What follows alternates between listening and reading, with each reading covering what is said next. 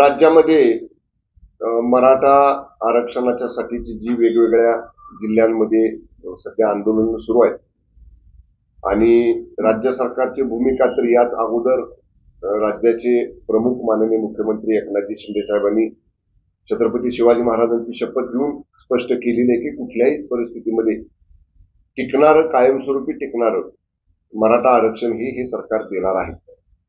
मी आपल्याला एवढंच आज नमूद करणार आहे की तातडीची बैठक मराठा आरक्षण उपसमितीची माननीय मंत्रिमंडळाची आहे.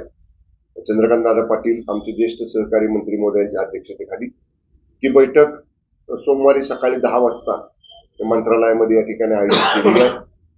या बैठकीपूर्वी शक्य झालं तर उद्या किंवा परवा सकाळी जस्टिस शिंदे समितीचे जे प्रमुख आहेत, जस्टिस शिंदे साहेब, न्यायमूर्ती शिंदे साहेब, त्यांची सुद्धा आम्ही समिती भेट घेणार आहोत. त्यांच्याशी सुद्धा चर्चा करणार आहोत की जस्टिस शिंदे समितीला जे काम किंवा जो त्यांच्याकडे जे विषय दिलेला आहे त्या विषया संदर्भातलं डिटेल ब्रीफिंग हे सर्व मंत्रिमंडळ उपसमितीचे सदस्य आम्ही जस्टिस शिंदे साहेबांच्याकडनं उद्या त्यांची वेळ मिळाली तर उद्या घेऊ, परवा मिळाली तर परवा बैठकीपूर्वी घेऊ. आणि तातडीची बैठक एवढ्यासाठी आपण घेतो आहे की जस्टिस शिंदे समितीनं जे काही काम केलेलं आहे त्या अनुषंगानं आपल्याला त्याचा जो रिपोर्ट येणार आहे त्या रिपोर्ट जो काही येणारा रिपोर्ट आहे त्या रिपोर्टचा उपयोग हा क्युरेटिव्ह पिटिशनच्या अनुषंगानं आपल्या बाजूने कसा करता येईल या सगळ्या गोष्टीतली सविस्तर चर्चा आणि जो काही गैरसमज पसरवला जातोय असं की सरकार काहीच करत नाही, तर असं नाही.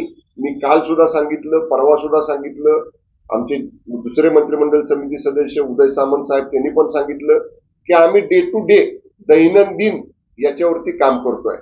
मी काल म्हणलं तसंच ह्याची बेसलाईन काय आहे, कायमस्वरूपी टिकणारं मराठा आरक्षण. बघा, आज अनेक वेळा बोललं जाते की एक मंत्रिमंडळाचा ठराव करा, 1 दिवसाचं विधानसभेचं अधिवेशन बोलवा आणि मराठा आरक्षण द्या. याच्याबद्दल आमचं दुमत नाही, ते करायला कुठली हरकत नाही, ते करल देखील सरकार.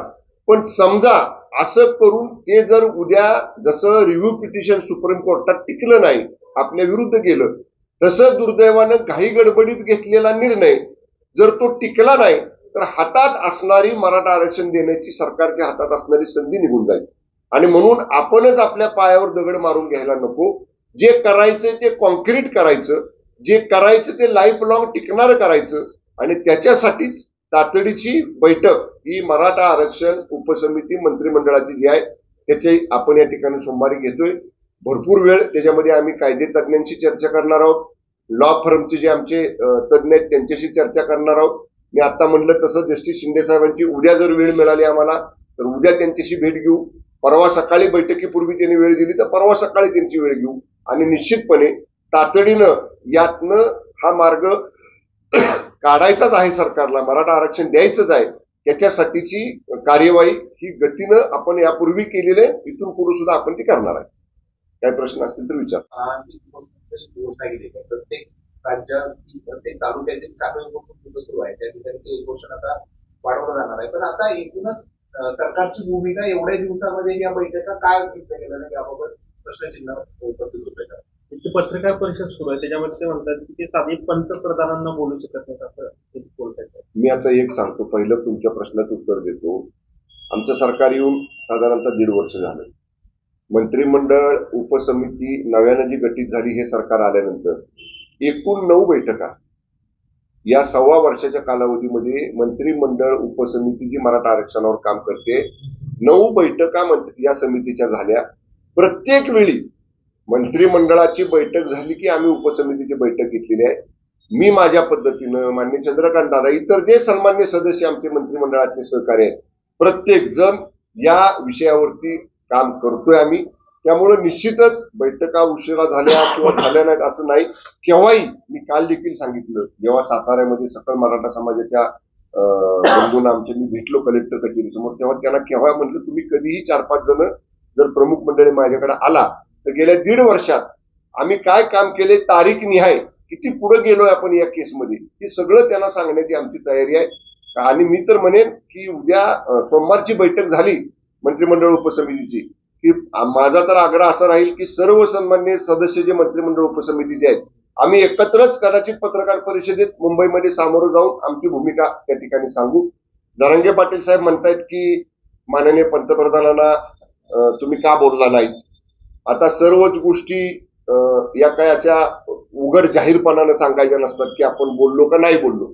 मला माहित नाही, माननीय मुख्यमंत्री महोदयांची माझी त्याच्यानंतर भेट नाही, परंतु नक्की मी कालही बोललो की जर केंद्राची मदत क्युरेटिव्ह पिटिशन मराठा आरक्षणाच्या बाजूने निकाल लागण्यासाठी जर केंद्राच्या विधी न्याय विभागाची, केंद्राच्या सॉलिसिटर जनरलची, केंद्रातल्या सेवानिवृत्त सुप्रीम कोर्टच्या जज लोकांचं मार्गदर्शन, म्हणजे जी जी मदत केंद्र सरकारची आपल्याला आवश्यक असेल ती नक्की माननीय मोदी साहेबांच्या नेतृत्वाखालचं केंद्र सरकार करेल.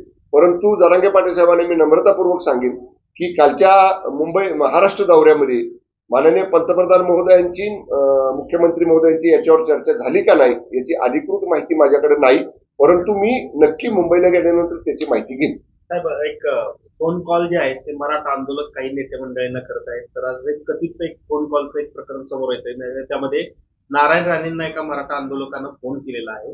त्यामध्ये नारायण राणेंनी त्याबाबत त्याच्यावरून शिवीगाळ वगैरे केलेली आहे समोर येतं. कथित असेल त्याची ऑथेंटिसिटी काय, अधिकृत आहे काय? बघा, आता आपण बऱ्याच वेळा बघतो कुणी कुणाचाही आवाज काढतो आणि मला असं वाटतंय की जबाबदार केंद्रीय मंत्रिपदावर काम करणारे व्यक्ती असं हे शिवीगाळ करतील असं मला तरी वाटत नाही. त्याची ऑथेंटिसिटी तपासली पाहिजे, किती तथ्य त्याच्यामध्ये आहे, किती सत्य त्याच्यामध्ये आहे हे सुद्धा तपासलं पाहिजे. ते अधिकृत त्याच्यावरचं काही माहिती बाहेर जोपर्यंत येत नाही तोपर्यंत अशा जबाबदार व्यक्तींच्या बद्दल काही भाष्य करणं उचित नाही.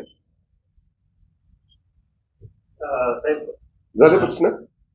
मराठा समाजाच्या बाबतीतलं आंदोलन आता सध्या आरक्षणाचं तीव्र होताना पाहिजे. जिल्ह्यात सुद्धा नेत्यांना गावबंदी केली जाते. याच्यावर काय सांगाल? कारण आता नेत्यांना घेराव घालण्याचं, नेत्यांच्या गाड्यांवर दगडफेक करण्याचे प्रकार आज घडलेले. हे बघा, शेवटी आम्ही सुद्धा लोकसेवक आहोत, आम्ही लोकांचेच प्रतिनिधी आहोत. आम्ही सुद्धा आता माझ्यापुरतं म्हणाल तर मी सुद्धा मराठा समाजातनं जातो, पण जाती मतभेद आम्ही कधी पाळत नाही किंवा जाती मतभेद आम्ही कधी समोर ठेवत नाही. परंतु माझी विनंती राहणार आहे सकळ मराठा बांधवांना, आमच्या भगिनींना, की गेल्या 1.5 वर्षात जे आम्ही प्रयत्न केलेले आहेत त्याच्यामुळं जो फायदा मराठा तरुण तरुणींना झालेला आहे, विद्यार्थ्यांना झालेला आहे, याच्यावरही थोडंसं कटाक्ष टाकला पाहिजे. पाठीमागच्या सरकारनं काही केलं नव्हतं. एक साधं उदाहरण देतो.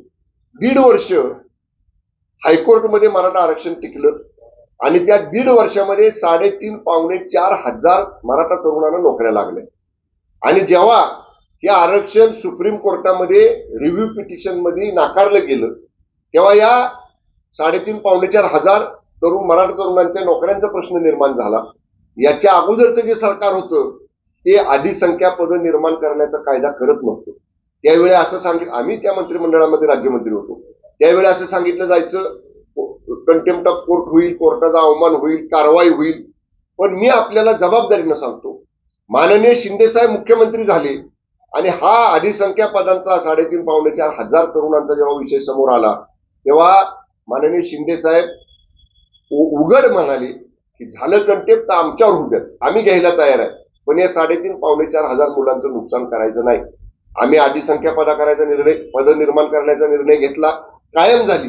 म्हणजे ज्या लोकांनी काहीच केलं नाही हो, त्यावेळी केलं असतं तर पूर्वीच झालं असतं. पण आम्ही उद्या आमच्यावर कारवाई होईल, आमच्यावर काही कंटेम्प्ट ऑफ कोर्ट होईल या भीतीनं आम्ही हाताची घडी घालून नाही ना बसलो. शिंदे साहेब म्हटले झालं तर होऊ द्या आमच्यावर. आपण हे निर्णय घेतले. आपण शिष्यवृत्ती वाढवण्याचे निर्णय घेतले. वसतिगृह योजना जी आपल्या मराठा बांधवांच्या भगिनींच्या मुलांच्यासाठी, विद्यार्थिनींच्यासाठी आहे, त्याचा कोटा वाढवला. परदेशी जाणाऱ्या विद्यार्थ्यांचा कोटा आपण वाढवला शिष्यवृत्तीच्या. एवढंच नाही तर जे सारथी मार्फत आपण प्रशिक्षण दिलं त्या सारथीच्या प्रशिक्षणातनं किमान माझ्या माहितीनुसार 75 मुलं युपीएससी मध्ये सिलेक्ट झाली आणि 250 मुलं एमपीएससी मध्ये सिलेक्ट झाली. हे काम केलंय आपण. हे प्रत्यक्ष थेट हा फायदा हा मराठा समाजातल्या तरुण विद्यार्थ्यांना, विद्यार्थिनींना मिळालेला आहे.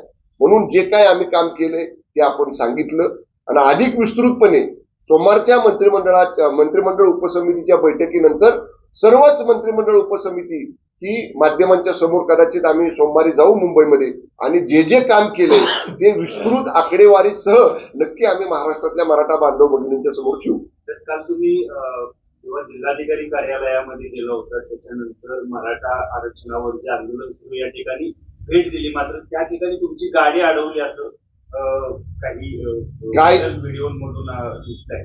काही एका चॅनेलने मला वाटतं ते दाखवलं की शंभूराज देसाईंची गाडी अडवली. मी ते ज्याने कोणी बातमी इथून पाठवली असेल त्यांनी पाठवली असेल, पण जे कोणी तिथे एडिट करून बातमी लावतात त्या चॅनेलच्या प्रमुखांना आपल्या मार्फत माझी विनंती राहील, कारण आपले बरेचसे प्रतिनिधी मला वाटतं तिथं होते. प्रकार असा होता, मी बाहेर आलो, बैठक संपून आमचे मराठा बांधव तिथं बसले होते. मी स्वतः गाडीतनं उतरलो, कुठेही गाडी कुणी अडवली नाही. मी स्वतः गाडीतनं उतरलो, आमच्या मराठा बांधवांनी घोषणा दिल्या, मी त्या ऐकल्या. मी त्यांना एवढी विनंती केली की आत मंडपात जाऊन आपण बसूया. ते पण माझ्याबरोबर आले. छत्रपती शिवाजी महाराजांच्या पुतळ्याचं आम्ही दर्शन घेतलं, त्यांच्याशी बोललो.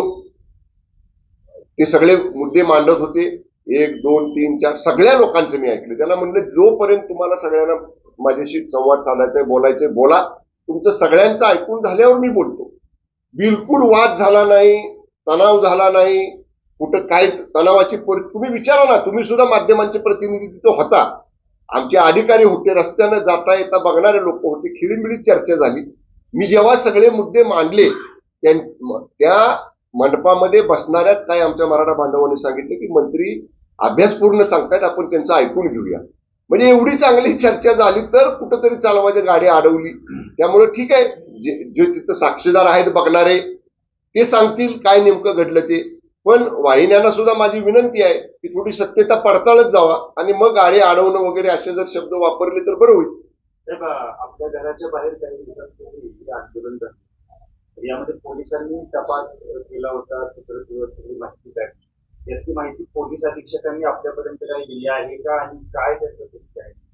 काय आहे, एक ठराविक प्रतिनिधी आहेत तुमचे बंधू, व्यवसाय बंधू तुमचे, एक दोघं काय ठराविक आहेत, बोटावर मोजण्यावर, त्यांचं विशेष प्रेम आहे आमच्यावर. त्यामुळं बऱ्याच काही प्रसंग घडले की ते ओढून ताणून आणून पालकमंत्र्याकडे, आणि विशेषतः पालकमंत्री म्हणण्यापेक्षा शंभूराज देसाईकडे आणून चिटकवायचं. की काही लोकांचा छंद आहे, त्यांचा त्याला शुभेच्छा, त्याच्यासाठी त्यांनी जरूर त्यांचा छंद जोपासावा.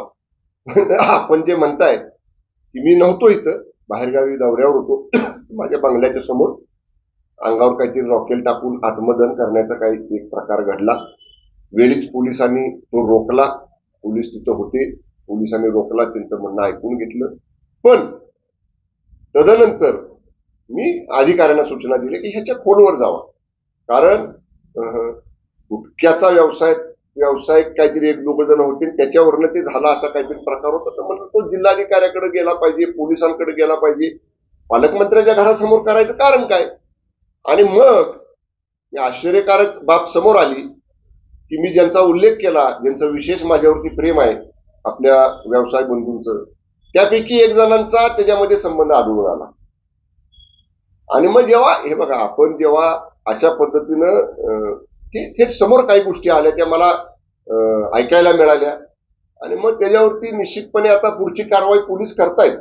मी पोलिसांना एवढंच सांगितलेलं आहे, निर्दोष कुणी असेल त्याला बिलकुल त्याच्यात गोवू नका, पण थेट प्रत्यक्ष अप्रत्यक्ष ज्याचा कोणाचा त्याच्याशी संबंध आहे, ज्याचा कोणाचा आवाज तो आहे, पोलिसांनी तो शोधलाय. आणि माझ्या माहितीनुसार आजकाल 2-3 दिवस ती संबंधित व्यक्ती कुठं दिसतच नाही, कुठं पत्रकार परिषदेत आमच्या. पोलीस त्याच्या खोलवर जातील आणि जे कोणी दोषी असतील त्याच्यावर कडक कारवाई पोलीस करतील.